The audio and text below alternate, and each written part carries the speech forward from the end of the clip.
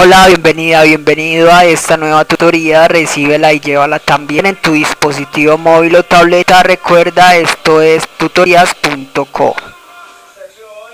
Comillas.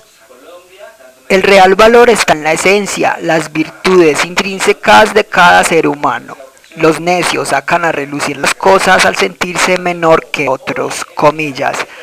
Como se observa en la figura, el ejercicio planteado consiste en crear un programa que permita imprimir de una matriz los datos que formen la figura flecha hacia la derecha, es decir, la fila del medio y las diagonales que van de la mitad hacia la derecha, convergiendo en la fila de la mitad. Se plantea la solución en un programa de 54 líneas. En la línea 4 se importa la librería foundation.h. También se pueden importar librerías de C++ o de C.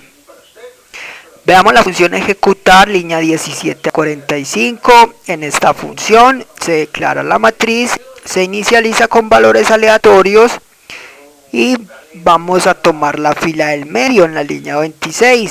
La variable mitad toma 5 dividido 2. Hay que validar que esta matriz sea cuadrada impar. En este caso se sabe que sí es impar, ya que es de orden 5.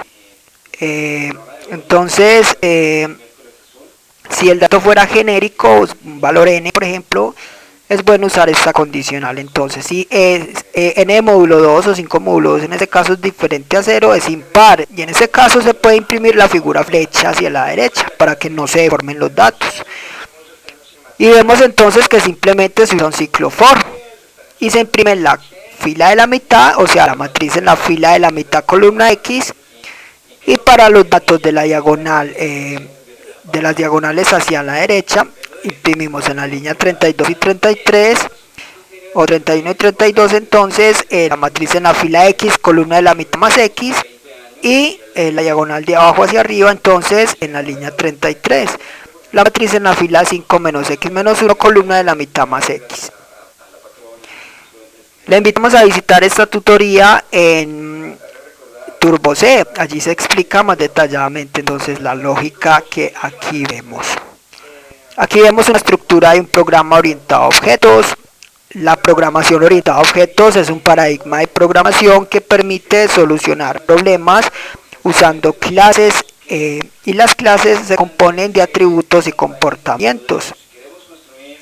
Entonces una clase es la solución a un problema. Para usar esa clase se instancian objetos. Cada objeto será diferente, pero reutiliza la misma clase. Para programar orientado a objetos en Objective-C se usan dos bloques de código principal, que son la interfaz y la implementación.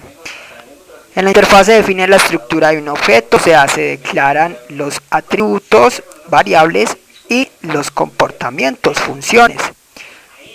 Y en la implementación se programa cada función declarada en la interfaz. Entonces vemos la interfaz, línea 6 a 8, va entre las directivas @interface, @end. En la interfaz damos nombre a la clase, figura flecha derecha, NSObject, o sea, se hace referencia a la clase principal. Luego se declaran los atributos de esta clase, o sea, en este caso de tipo entero, las variables x, y y mitad. Estas variables ya vimos que se usan en la función ejecutar. Las variables de instancia pueden ser accedidas desde cualquier método de la implementación, ya que son variables generales. Veamos ahora los comportamientos o funciones de esta clase en la línea 7.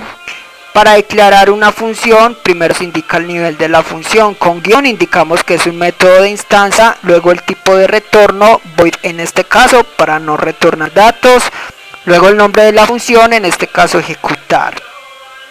Con esto entonces ya queda lista la interfaz. El compilador ya sabe en memoria cuánto espacio ocupará un objeto que se instancie de esa clase. Veamos la implementación, líneas 10 a 44. En la implementación internamente se importa la interfaz. Para programar una función hay que validar que haya sido declarada en la interfaz. Hay una función especial, líneas 11 a 15, que es el constructor por defecto, el método init. Este método no es necesario declararlo a menos que se sobrescriba, es decir, que reciba parámetros. El constructor entonces se invoca cuando se instancian objetos de la clase figura flecha a la derecha. O sea, en la línea 50 vemos que se instancia un objeto. El constructor se encarga de inicializar la variable de instancia. Para este caso no es necesario, ya que en los ciclos for se hace. Ya queda lista así entonces la implementación y la interfaz de la clase figura flecha a la derecha.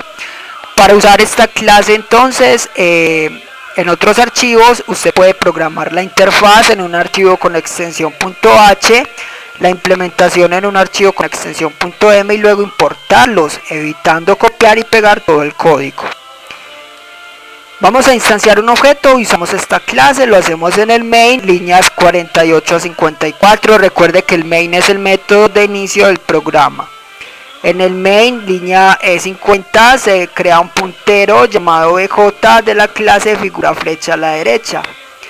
Ese puntero debe apuntar a un espacio de memoria de esta clase. Para eso lo instanciamos, o sea, se invoca el método alloc e init. Alloc reserva memoria dinámica, init llama al constructor, definiendo así en memoria la estructura de un objeto de la clase figura flecha derecha.